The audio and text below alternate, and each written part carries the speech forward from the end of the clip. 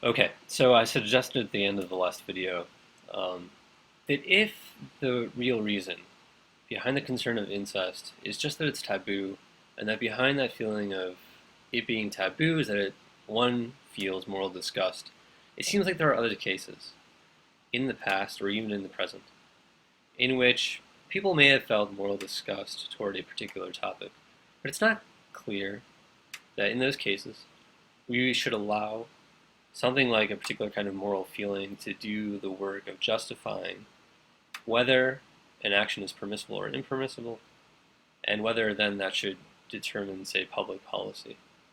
Uh, and so, between these kinds of general considerations that conservative people sometimes have, there are dilemmas in the case of rape and in the case of incest. And then we'll come back to this one soon enough. So I want to get at Thomson's view in the article. And to do this, we should know that there are, or at least one way of breaking up this article is this way. There are two parts. In part one,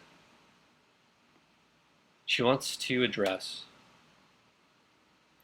cases of pregnancy and abortion due to rape. It's in part two that she wants to deal with other cases. She will also deal with the health and life of the mother in that first part. So how does this go? So in part one,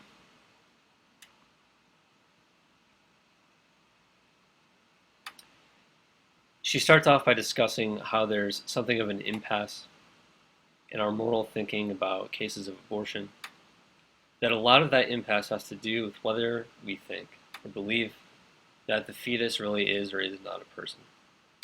And we know how that debate goes. It becomes stalled. It seems as though we're either supposed to agree or not agree. And while Thomson claims that she does not believe, for example, that an acorn is really an oak tree,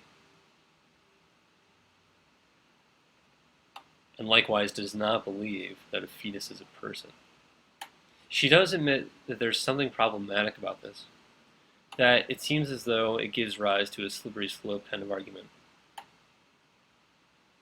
about when the fetus really has the right kinds of characteristics or criteria for becoming a person, or for counting as a person. Because again, it's not quite clear why it is that in virtue of having lungs, or in virtue of having a certain number of brain cells, or the appearance of fingers or eyes, or even viability outside of the womb, it's not quite clear why any of those particular developments thereby give the fetus in question a moral status over and above that which it had before.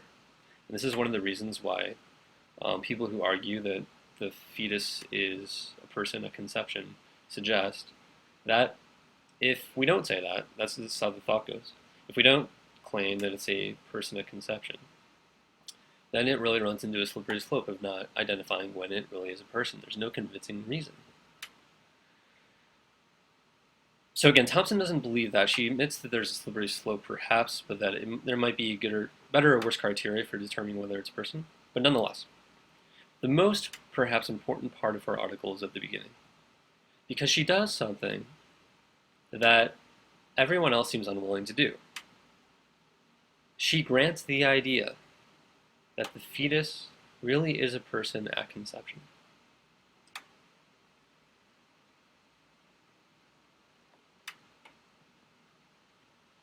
Again, she doesn't believe it, but she grants it for the sake of argument. And then she asks, but what really follows from that? Because it seems as though the argument from the opposing side goes very quickly, that just because the fetus is a person, therefore abortion is impermissible. But there has to be some more behind that intuition, she suggests. And so what she claims is this: it seems as though if the fetus is a person, the idea is that a fetus is a person, all persons have a right to life.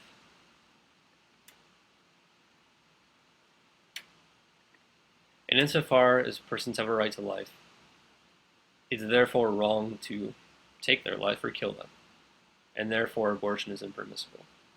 And while it's the case that women also have rights to their own bodies and about how they're used. It seems as though the intuition here is that even though that's a right, the right to life would seem to trump that right, a woman's right to her own body. And so, again, insofar as a fetus is a person has a right to life, the fetus's right to life would trump a woman's right to the use of her own body.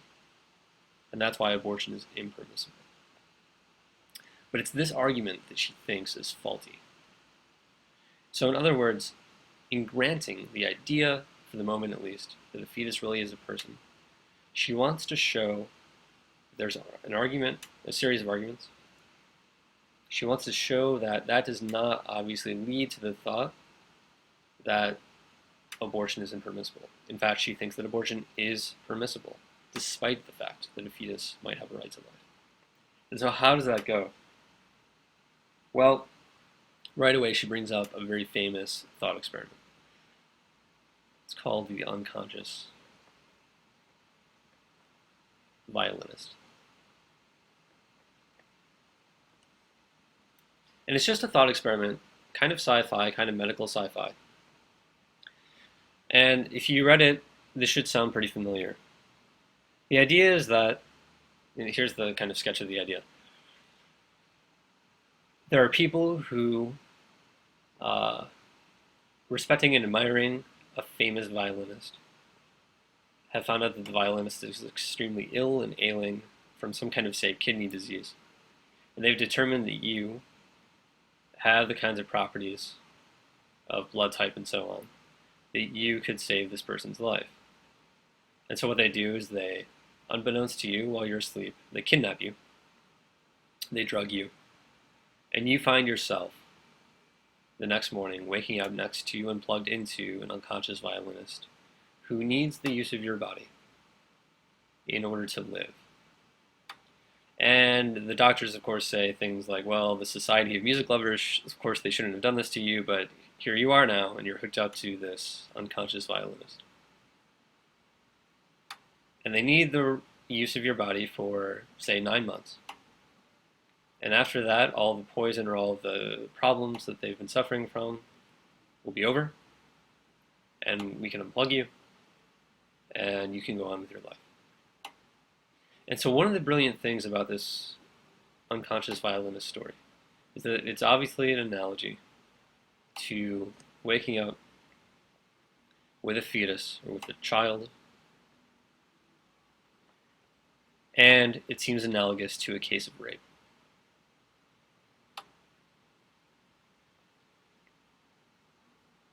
Now, Thomson expands this concern in a few ways. She says, well, what if it's not even just, what if it's not 9 months? What if it's 9 years? What if it's forever? It seems as though there's a real concern here, because everyone would say the unconscious violinist has a right to life.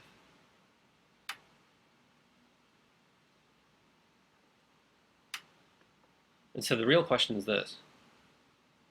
Even though the unconscious violinist has a right to life, do you, having been plugged into the violinist, do you have the right? Is it permissible for you to unplug yourself from the unconscious violinist, knowing full well that the violinist will die in virtue of this action? And so Thomson is betting, she goes through a number of considerations to discuss this. She's betting that your intuition on this matter is that you do have the right to unplug yourself from the unconscious violinist. That in no way, even if you both have a right to life, you have a right to life and the violinist has a right to life, in no way do you owe the violinist 9 months or 9 years or especially the rest of your life to be plugged into him, despite the fact that he also has a right to life. Now, there's a number of considerations that Thomson discusses. I just want to highlight two real fast. You can see the others. One is this. There might be persons who hold an extreme view. On that extreme view, they might claim, no, You have no right to unplug yourself from the unconscious violinist, in virtue of the fact that he has a right to life just as much as you do. But this seems to lead to a couple of problems, Thomson thinks. One concern is that if you equally have rights to life that are inviolable, it's not clear, she claims, why it is that we should value one particular right to life over another, if they're actually equal rights to life. And so that seems to suggest that we should just flip a coin. If we were to determine who should live or who should die in a situation like this. The other concern, which is really the larger concern, is that the extreme view neglects another kind of right that all people have, including the mother or the person who's hooked up to the violinist in this situation. And that's a right to self-defense.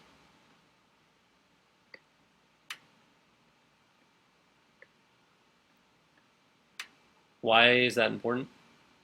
Well, it's important not only because it seems to suggest that a person might defend their life and the life that they're going to lead in the future from being hooked up to a violinist for, say, 9 months or 9 years, or however long it happens to be, although she'll qualify that later. Not only that, but in the cases especially in which a fetus or a violinist maybe poses a threat,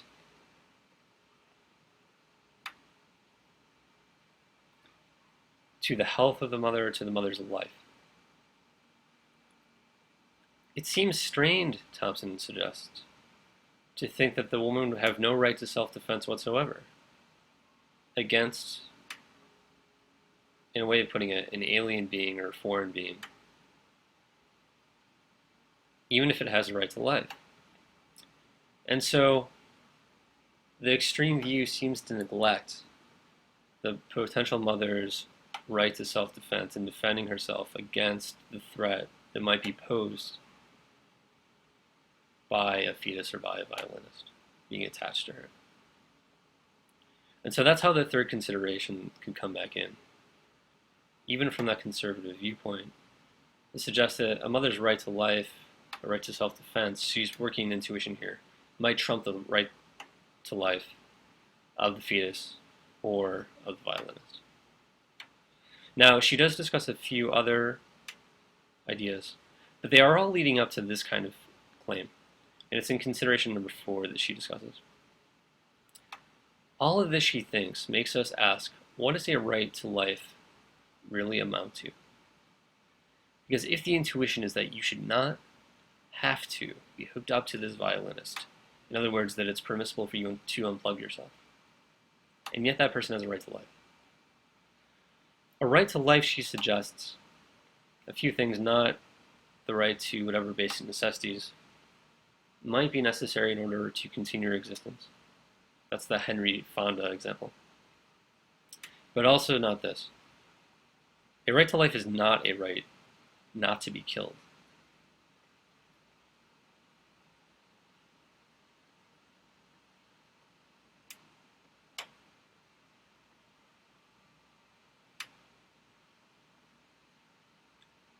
That might be an intuition we have. However, if the violinist's case sways you to think that a right to life is not a right not to be killed, it should be something like this, she suggests. A right to life is a right not to be killed unjustly.